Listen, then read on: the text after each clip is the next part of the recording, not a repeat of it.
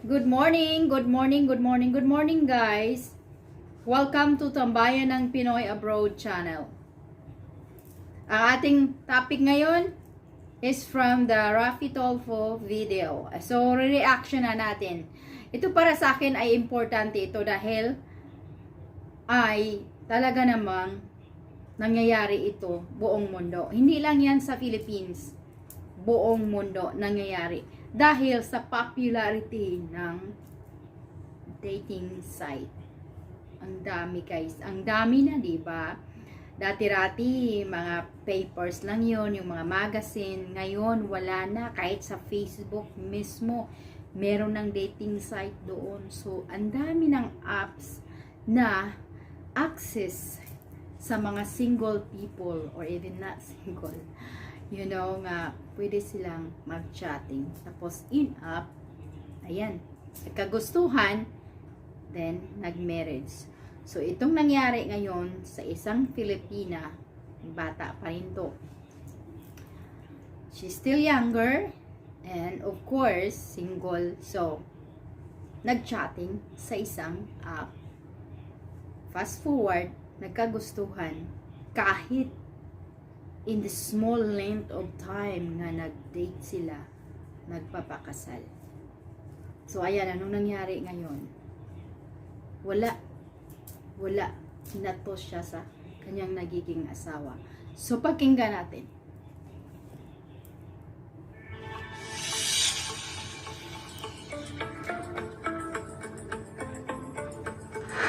Magandang hapon po, Nay. Bagong lahat, ang aming pusong pagkikiramay. Yes po, magandang hapon po. Sir Rafi. Para magkaroon po ng awareness, curious lang po yung iba, no?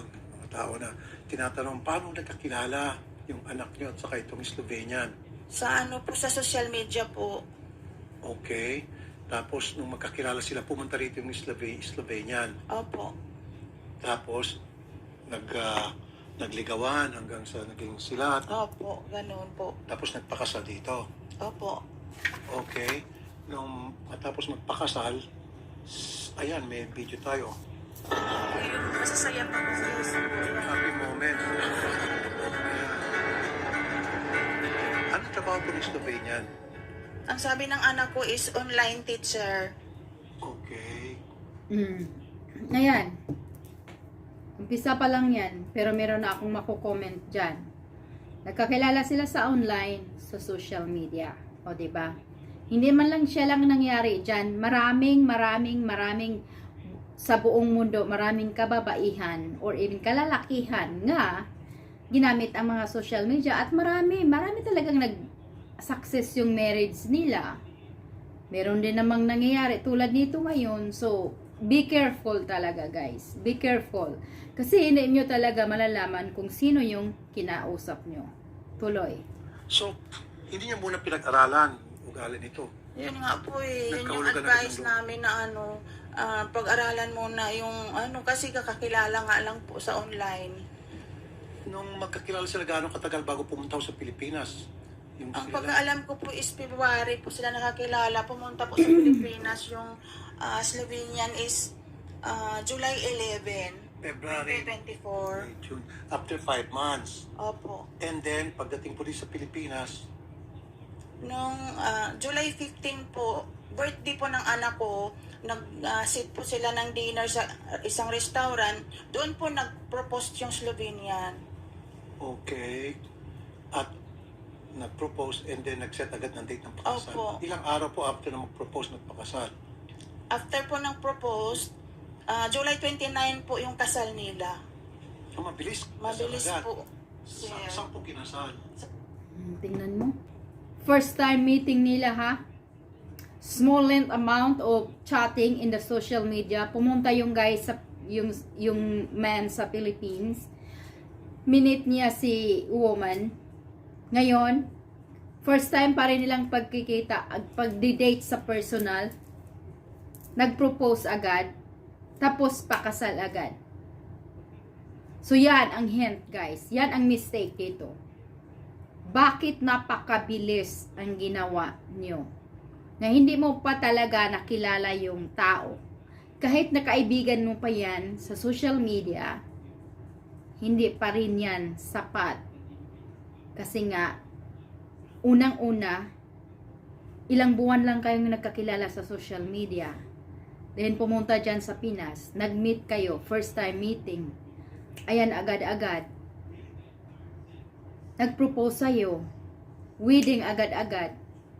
Meaning, this guys is still a strangers to you. And even you are the strangers to him.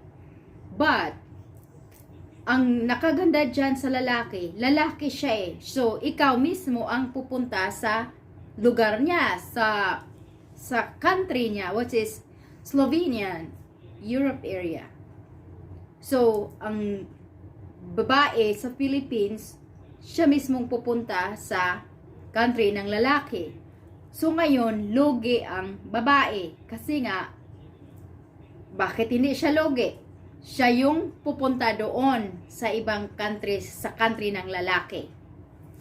Maliban lang, pwede kayong magpapakasal kung ang babae, yung Filipina, magstay sila sa Philippines for at least a few months to get to know the man, her husband. So yan dapat, nangyari yun, okay sana yun, para makilala niya ang ugali ng lalaki. Ngayon, ang nangyari, pagkatapos nila kasal, ura-ura agad, pumunta na, umuwi na yung lalaki sa lugar niya, sa country niya. O sumunod na rin yung asawa. Asawa na siya eh. So talagang sumunod na siya doon. So pagpunta niya doon, hindi yun lugar niya. Hindi yun lugar ng babae ng Filipina. So anong magawa niya? Wala. Mabuti nga merong social media kaya nakapag-post pa siya, di ba? Pero otherwise wala. Wala siyang kapamilya, hindi niya kabisado yung lugar kasi hindi ngayon sa kanyang lugar. So anytime kung anong gagawin sa husband niya sa kanya, wala siyang laban. Wala siyang laban. Unang-una, hindi niya lugar. Kararating lang niya. Wala pa siyang pamilya. Hindi niya kabisado. So, wala siyang laban, di ba?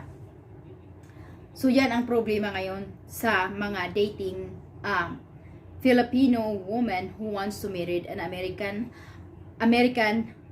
or a femme. They call it a femme. Iba-ibang country. Yan ang problema ngayon. Kailangan dapat natin aware kayo guys. Kayong mga Filipina na nag-online dating, na naghahanap ng magiging relationship at asawa sa ibang bansa, siguraduhin nyo talaga na kikilahanin nyo yung lalaki. Because if you don't know them well, and then pupunta na kayo doon sa kanilang lugar, as in lugi talaga kayo. Kung anong mangyari sa'yo, tigbak kayo, wala kayong laban. Ito na yon ang nangyayari sa babae.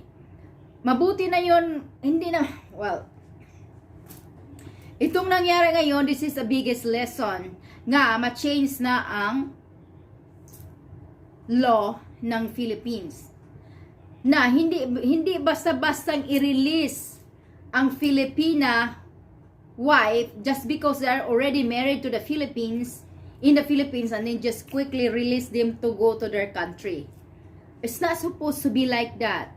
No, I remember na ang mga Amerikano, pag magpakasal doon sila sa Pilipinas na sa babae, magstay ang babae doon for too long. Ang tagal aprubahan ng immigration. Iwan ko bakit itong babaeng na ito ang bilis nakapunta, siguro iba sa ibang lugar, iba din. Pero mali nga. So ito nagbibigay ng leksyon na sa ibang babae na gustong pumunta sa ibang bansa, tapos nakipag-chatting sa online dating, tapos mag-asawa, tapos gustong pumunta sa ibang bansa. So, guys, ito na yun ang magiging lesson ninyo. Tandaan nyo, kung hindi ito ginawa ni Ining, itong babae na to, kung hindi niya ginawa, buhay pa sana siya ngayon. Sayang, nakagraduate siya, she is educated. Nakagraduate siya ng college, meron siyang kurso, nakatrabaho na siya ng maganda rin sa Pinas. She's brainy. Anong nangyari sa pagka-brainy niya? Wala. Na-discarril dahil sa ambition niya na gusto na siyang pupunta dito sa ibang bansa. Kayong mga babae na gustong pumunta sa ibang bansa, huwag magmadali. Huwag nyong daliin. Kaya tingnan mo yung isa ngayon, yung nangyaring namatay na, nagmamadali, kaya ayan, napunta agad, tapos namatay agad. Bakit? Nung dumating na siya sa lugar ng lalaki, kahit nandoon yung mga pamilya ng lalaki, siguro nagugustuhan naman siya, lahat-lahat. Pero ang nagsasama sila pa ring dalawa sa asawa niya, di ba? So ngayon, ang nakakaalam niyan, siya lang din. Siya mismo, yung asawa niya, the Filipina woman and her husband. So now, ngayon, hindi sila nagkakasundo. Kasi doon mo naman talaga malalaman, guys, eh. Doon mo malalaman ang isang lalaki, ang tunay na ugali ng isang lalaki sa loob ng isang bubong. Yan ang sinasabi nila, you can never know the man or a woman if you don't live with them together in one roof. Yun. At tutuong-tutuo yan.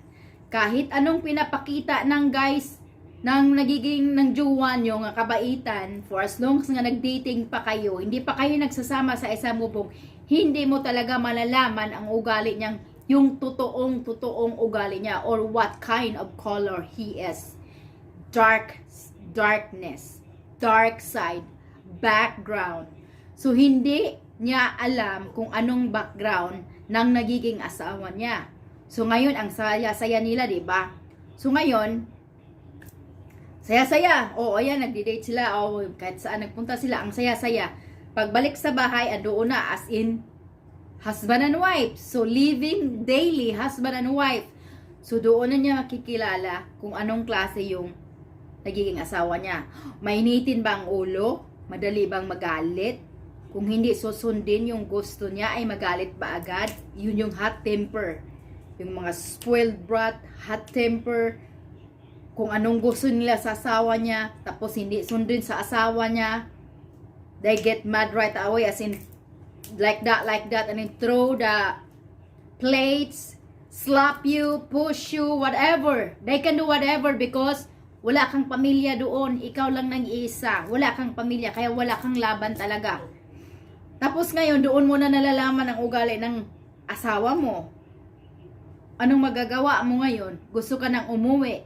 Pag uwi mo, malay mo yung passport mo tinago na sa asawa mo. O yung tatawag ka sa pamilya mo, or mag-social media ka. Ito lang, ito ha? Kukunin ng husband mo ang cellphone mo, wala ka na. Nothing. There is no more communication because kinuha na yung passport mo, kinuha na yung cellphone mo, wala ka nang no way of communication. Nakuha na lahat. Ay, kayo lang dalawa eh. Mag-asawa kayo eh. Kayo lang dalawa. Walang iba dyan. So, sino tulong sa'yo? Wala ka nang matatawagan. So, yan ang mga possibility mangyayari sa mga quick marriages and quickly jump to the other country and be there to their husband. Kaya, kayong mga babae dyan sa Philippines, marami ibang bansa, pero I'm just focusing the Philippines kasi sa Filipina kasi ito ay nangyari. Kayong mga babae dyan, alam ko nga usong-uso ngayon ang dating apps. Ang dami niyong mapasukan ng mga dating apps dyan. Kahit saan, ang super dami talaga. Kausapin nyo yung lalaki, tapos nag-ano kayo, nagkaroon na kayo ng relasyon, nagiging jowa nyo sila. Tapos ngayon, advice ko lang to sa inyo ha, this is real talk. At totoo ito guys, this is true.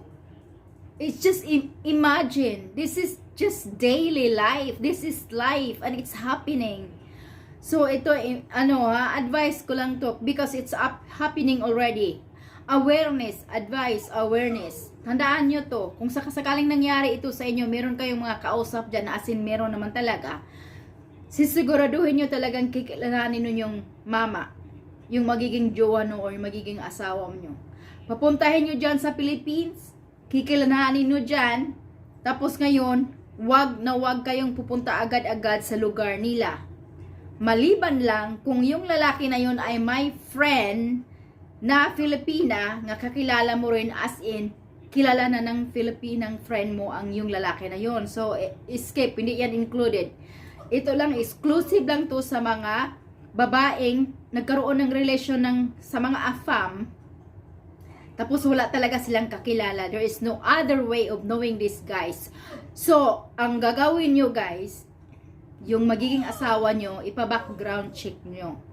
Manghingi kayong tulong sa government dyan. Sabihin ninyo, pupunta kayo sa mga DFA, yung gusto kong mag-asawa ng foreigner, ito yung magiging asawa ko. Na-meet ko na siya dito, nag-date kami, medyo matagal na rin kami, pero I wanna make sure my life that I'm safety when I get there. So, ngayon, papakasalan ko siya, o magpakasal kami dito sa Philippines, pero pwede bang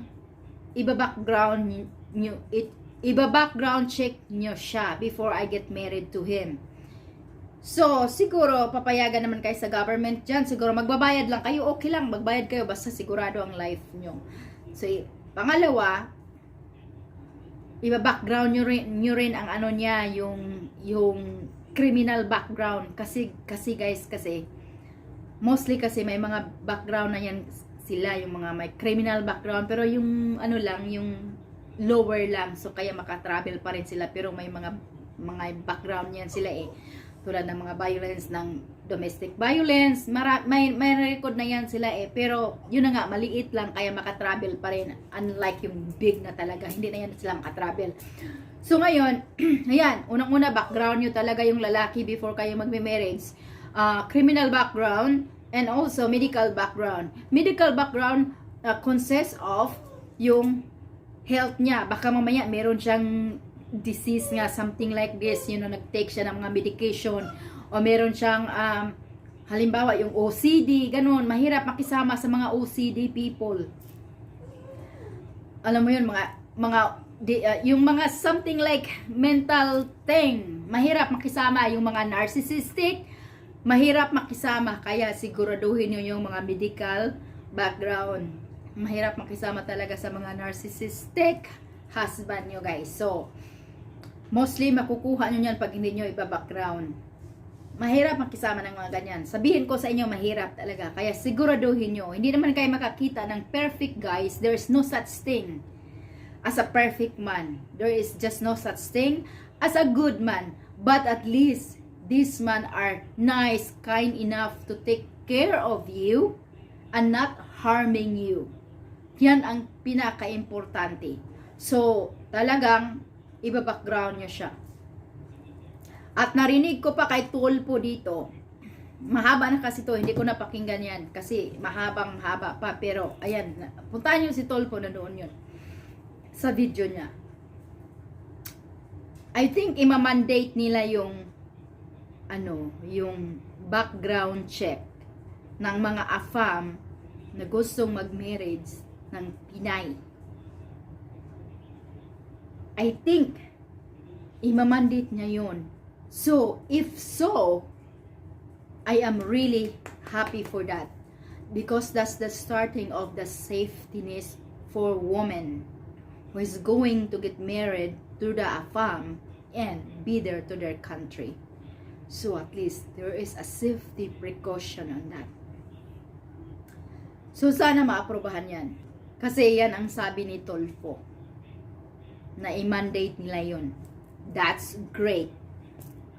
But, kung hindi man yan maaprobahan, ganito na lang gagawin nyo, guys. Siguraduhin nyo talaga yung mga ka-chatting nyo at ma-fall in love kayo, magiging relation na kayo, magiging jowa nyo na sila. Tapos pupunta dyan sa Pinas at imi-meet kayo. Kung pwede lang, wag muna kayong magpakasal. Okay? Pakisamahan nyo muna sila at least. At malalaman nyo yung ugali. Kasi pag makikita nyo yung ugali sa AFAM dyan sa Pinas, nga medyo may question mark, may red flag, wag na kayong tutuloy dyan. Kasi pag once nakakita kayo ng red flags dyan sa Pinas, what more sa kanilang country? Lalong-lalo na. So, nakakatakot. Life is beautiful. Yes, maraming gustong pupunta sa ibang lugar. Pero, paano na kung may mangyari sa inyo? Tulad ng girl ngayon. Super happy sa life niya. Marami siyang na-accomplish education, nakagraduate. Nanay happy. She's still young. Next thing I know, patay na siya. Pinatay pa siya. Karumal-dumal na pagpatay. Sa asawa pa niyang ilang buwan lang. Diba? Nasayang ang buhay niya. Ang daming nasasaktan. Pamilya niya nasasaktan. Wala na siya, diba? So ngayon, lesson na yan, guys. Naintindihan ko naman yung mga girls na gustong-gusto talagang maka-asawa ng mga AFAM. Yes, I understand that. But, you need to make sure that you are in safety. You are do the processing of safetyness for your own good. Okay? Kasi nga, talagang delikado. Delikado ang buhay nyo pag makakita kayo ng lalaki na narcissist, merong mental defect, mga hot-tempered, yung mga hot-tempered na pag hindi makuha ang gusto nila, sasampalin ka, itutulak ka, tatapunan ka ng mga plato, kahit ano-ano pa. Minsan nga, tinutuak ka pa dyan. Lalong-lalo na kung wala kang pamilya. Kawawa ka. So, ito, precaution na to. Sasabihin nyo nga, ay okay lang. Kasi meron namang social media. Social media, may mga YouTube, manghingi na lang ako ng tulong, ganyan-ganyan.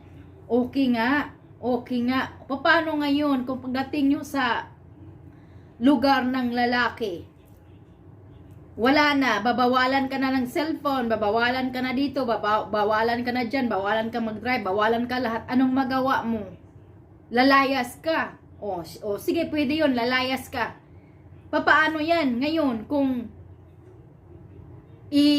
ano ka, bibilangguin ka sa sa room, hindi ka na paalisin, talaga nandyan ka lang sa bahay, wala ka ng access. Tipong mga ganyan, guys, mga precaution yon kasi may possibility mangyayari yan sa iba-ibang lugar. Okay? Sa iba-ibang lugar, may possibility mangyayari yan. Ang dami kayo namamatay ng mga male brides order kasi nga, yun, pinapa-insured ng asawa nila, tapos pinatay. Maraming ganyong mga istorya, guys. But it's just not a story. It is a true story. So, ngayon, bibigyan na kayo ng mga paalala. Precaution. Awareness. Para, mas maganda naman talagang may knowledge ka, diba? Knowledge is power. But you have to apply that on yourself. You have to apply that. Kasi pag hindi nyo yan i-apply, wala ring mangyari. Knowledge is power. Yes, it's true. But you have to apply that knowledge. Kasi pag hindi mo yan i-apply, then there's no more power. There's no power to it. So ngayon, itong mga sinasabi ko, mga awareness, ito, precaution, for just safetyness. So at least, merong nag-a-advise sa'yo. May nag-a-advise sa'yo na ganito ang gagawin. Okay?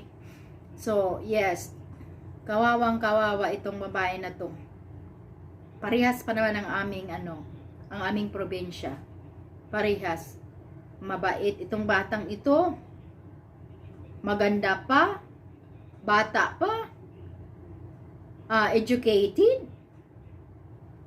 May nagmamahal sa kanya, yung mga pamilya niya. Happy girl, happy woman, happy person.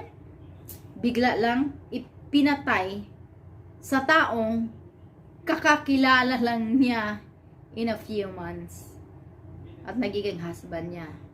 Nasayang ang buhay sa bata, sa babae, sa Filipina. Nasayang ang buhay niya. Yung mga ambition niya nawawala. Okay, isa pa. I understand nga mayroong mga ambition ang mga babae. Yes, I do have an ambition and we all have an ambition. But make sure use it in the right way. Nagmamadali, hindi niya naisip. Brainy, pero hindi ginamit ang brain. Kaya ayan nangyari, na-discarrel. Namatay na tuloy. So wag masyado. Kung meron kayong ambition, which is good, not in danger. You're not gonna be in danger. Like, make sure you have the vision out, guys. Make sure, and they call it like us, brainstorming. Yes, brainstorming is nice. If you found somebody, make sure you brainstorm him. Okay, how do you brainstorm? Iba kung nandun to sa school, ba mag-brainstorm ta, pero kung mag-brainstorm kayo ng mga jowa nyo, tapos ipakasalan mo, tapos sa ibang bansa, una, okay, ibang bansa siya, hindi ko kilala ang mga pamilya na, hindi ko siya masyadong kilala, tapos kung mag-asawa doon, ganyan ang pag-brainstorm ninyo. Okay? Brainstorming is the best way to know better your partner in life, okay? Especially if you just meet that guys in social media. Okay? Make sure. Alright guys, I hope you guys ay may natutunan sa aking mga real talk na nangyayari at talaga namang daily life. Real talk. And thank you so much. And I'll see you in my next video. Bye-bye.